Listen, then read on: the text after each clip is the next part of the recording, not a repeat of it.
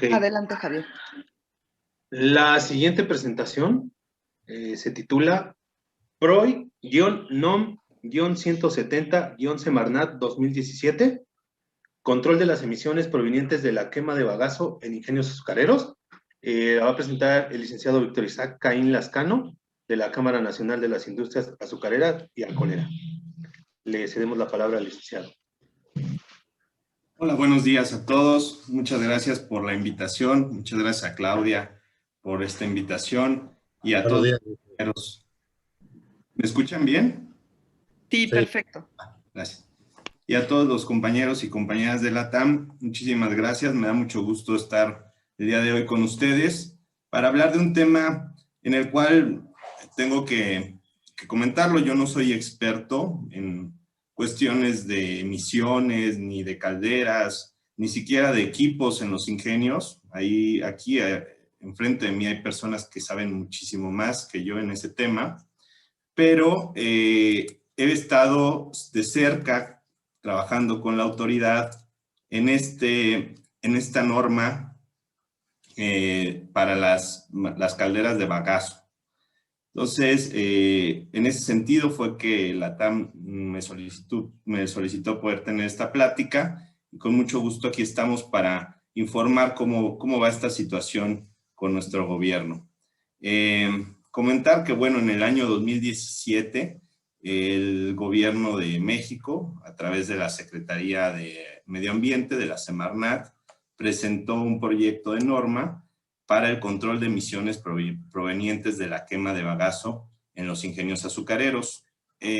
Antes de este instrumento, tengo entendido que no hay otro instrumento como este para las calderas que les aplique, ¿no? Entonces, este es el primer instrumento específico que se aplicaría para las calderas y sus emisiones. Un poco de historia de este instrumento. En 2017 fue cuando la Semarnat lo propuso, lo publicó en el Diario Oficial de la Federación, lo cual en un momento inicial, después de revisarlo, nos dimos cuenta que se planteaban parámetros que no eran viables, se establecían en tiempos muy reducidos.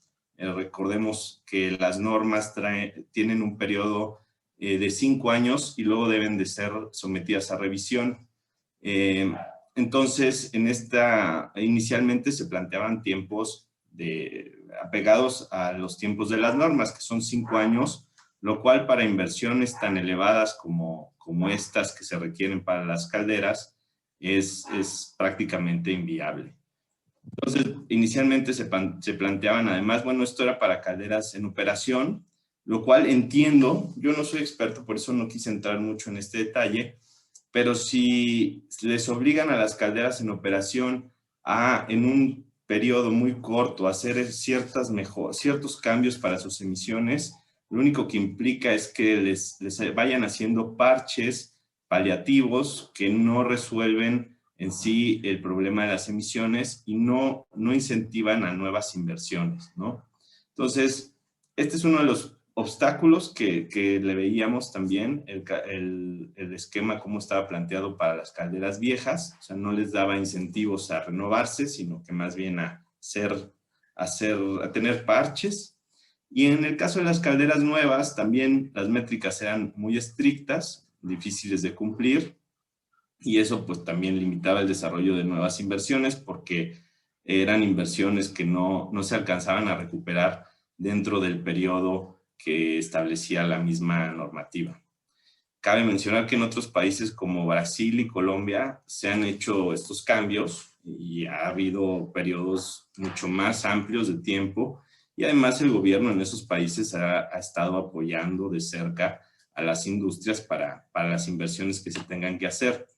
Esa situación fue algo que se sensibilizó a la autoridad en ese momento. Recordemos 2017, todavía estaba el gobierno, la administración anterior, y pudimos, principalmente la Cámara, el COTENIA y los ingenios, pudieron acercarse a la autoridad y sensibilizar y presentarle casos como el caso de Brasil, como el caso de Colombia, que de hecho entiendo se hicieron viajes a esos países con la autoridad para mostrarle cómo es que se hicieron esas transiciones. Un problema, como comentaba, que nos están diciendo actualmente, es que las normas no pueden establecer periodos mayores a 5 años para sus cumplimientos. Entonces, esto ahorita voy a decir por qué nos está afectando. Como comentaba, en esos 2 años, tanto en 2017 y 2018, se trabajó con la autoridad, estuvo muy de cerca los ingenios, el COTENIA, la Cámara, también el CONAESUCA estuvo ahí en reuniones con la Semarnat para sensibilizar de la importancia que tiene este sector. Muchas veces hay funcionarios que a lo mejor no tienen mucha experiencia en el sector y al llegar a él, pues le quieren dar un trato como cualquier otro sector. Y no es que deba de tener un trato preferencial, pero simplemente si vemos la historia del sector y estudiamos la historia del sector, pues nos damos cuenta que es un sector que definitivamente debe de tener un trato aparte para que no se generen problemas en torno a él, ¿no? Actualmente, eso fue lo que pasó en 2017-2018 y se logró un gran avance porque la autoridad aceptó revisar el instrumento, aceptó ir compartiendo las experiencias con la Cámara, con los ingenios, con el gobierno, y se fue trabajando en un proyecto más realista y con mejores perspectivas de cumplimiento para el sector. Estaba la expectativa de que ese instrumento entrara en vigor en 2018, pero bueno, en ese año hubo un cambio de administración y no supimos nada del instrumento. La verdad es que como es un instrumento que nos lleva como sector a estar más estrictos, a tener más exigencias y con todos los problemas que el sector tiene que enfrentar todos los días, pues tampoco fue un instrumento que fuéramos a ver pues, qué estaba pasando, por qué no lo ponían en vigor. Entonces, bueno, pasó todo el 2018 y no entró en vigor. Y el año pasado nos buscó la autoridad, la Semarnat, y ya nos puso al tanto de cómo iba el instrumento. Nos dijo, lamentablemente, que cuando entró la nueva administración hubo mucha duda sobre todos los proyectos que habían dejado la administración anterior en curso. Entonces, pues se pusieron a revisar todos los proyectos que había, entre ellos de la norma de emisiones, y el jurídico de la Semarnat, el de la actual administración, pues en específico para esta norma, tuvo varios comentarios que hicieron que no se ha podido publicar, ¿no? Aquí, por ejemplo, en esta lámina están los parámetros que habían quedado acordados en el documento final del 2018, bueno, del 2017 para entrar en vigor 2018. Y estos ya eran parámetros, como comentaba, más realistas. Y algo importante, por ejemplo, se eliminó la medición de dióxidos de azufre, se eliminó también la medición de óxidos de nitrógeno, ya nada más iban a reportar con fines estadísticos. Y en la revisión actual que hace el jurídico de Semarnat, lamentablemente nos dice que no pueden eliminar esas variables, que son importantes, pero como comentaba, a lo mejor hay algunas cuestiones de desconocimiento específico del sector que les fuimos explicando porque pues realmente hay parámetros que por la naturaleza de la quema, que es bagazo, pues realmente a veces no tendría sentido tener y nada más podrían generarle ruido. Otra situación que no se ve en esta tabla es que también los periodos que se estaban poniendo era, por ejemplo, el periodo para alcanzar la meta final de emisiones, la meta más alta o la más baja, como se quiera ver, que se quería alcanzar, era o sea, entraba en vigor en 2018 y 8 años después era cuando los ingenios tenían que alcanzar esas métricas. Sin embargo, el jurídico de la Semarnat dijo que las normas tienen periodos de 5 años y que no pueden ir más allá de esos periodos, lo cual creo que es algo, no tiene mucho sentido que se cierren a 5 años, cuando estamos viendo que estas inversiones que se requieren para esta norma son inversiones multimillonarias en dólares, que para que tengan un retorno estamos hablando de 20 años más o menos, ¿no? Entonces, pensar en que la autoridad o en imponerle a los ingenios que en 5 años tienen que cumplir es imposible, ¿no? Entonces, a raíz de que la Semarnat nos hizo saber que su jurídico revisó la norma y echó para atrás los avances que se habían logrado, pues estamos trabajando nuevamente ahorita con la autoridad. Se le está haciendo saber que existe un gran impacto de este proyecto de norma.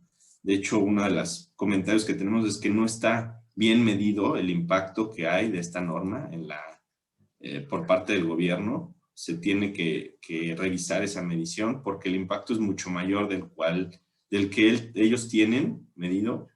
Y en dado caso, si se llegara a dar, pues las afectaciones serían muy graves al grado de que pues, pudiera llevar a que ingenios no las puedan implementar y en ese caso pues enfrentar las sanciones y eso pues sería terrible, ¿no? Entonces estamos hablando con la autoridad actualmente, nos están apoyando también los ingenios azucareros para proporcionarnos información. Cintia también, que está seguramente conectada escuchándonos, está ayudándome mucho en este tema. De hecho, ella, pues, desde el 2017 estuvo de lleno en esas labores con la Semarnat y actualmente estamos colaborando para hacer este enlace entre los ingenios y la autoridad y sensibilizar a la autoridad de que esta situación es importante, estamos de acuerdo, pero debe de tomar en cuenta los tiempos y los costos que se requieren para una correcta implementación, ¿no? Porque si no, no es viable. Finalmente, consideraciones que queremos que la autoridad sí tenga en cuenta. Debe de darle en este tipo de instrumentos, deben de estar los incentivos hacia las inversiones a energías limpias y sustentables. Por ejemplo, el tema de los certificados de energías limpias, que ahorita con todos los cambios en materia energética se están viendo muy afectados, pero podían ser un muy buen instrumento para convivir con esta norma y los ingenios tuvieran incentivos a que con sus certificados a lo mejor poder ir teniendo alternativas para el cumplimiento de sus parámetros, ¿no? Realmente el que esté habiendo tantos cambios del lado eléctrico nos da mucha incertidumbre y creo que limita mucho este tipo de inversiones que se tienen que hacer también en materia ambiental porque están de la mano, ¿no? Entonces, realmente eso es muy importante. Lo malo es que la autoridad que estamos viendo para este tema de esta norma no es la misma que lleva el tema de energía, pero sí le estamos haciendo saber que es muy importante que el tema los cambios en el tema energético, y ese también es otro punto que estamos viendo con la autoridad, no deben de aplicar como tal al sector azucarero, porque si no, la afectación también sería muy, muy grave. Sabemos que los ingenios tienen un gran potencial de generación eléctrica. Actualmente ya más del 90% de la energía que requieren los ingenios la generan ellos mismos con bagazo y algunos con su vapor. Y sabemos que hay potencial para llegar a electricidad de gran escala con toda la infraestructura que hay en los ingenios. Claro, si se hacen inversiones muy cuantiosas, y para esas inversiones se requiere tener un horizonte que te permita invertir, ¿no? Ahorita como están las cosas, hay mucha incertidumbre y sería realmente muy aventurado hacer una inversión de, no sé, 20,000 millones de dólares en algo que no sabes si el día de mañana el gobierno te lo va a cancelar y ya perdiste, ¿no? Finalmente, ya un comentario final para acabar. Aclaro que estamos totalmente en favor de los proyectos orientados hacia la sustentabilidad de la agroindustria y de su ambiente.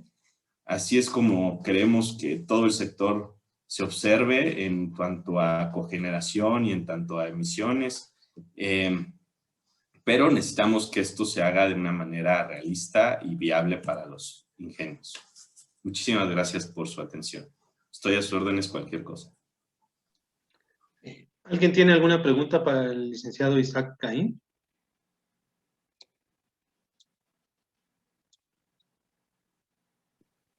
Creo que no, Javier. Creo que no. Bueno, pues le agradecemos su participación, licenciado. A nombre de la TAM y de todos los asistentes, le agradecemos mucho que haya compartido con nosotros esta presentación y le reiteramos, le vamos a hacer llegar su reconocimiento.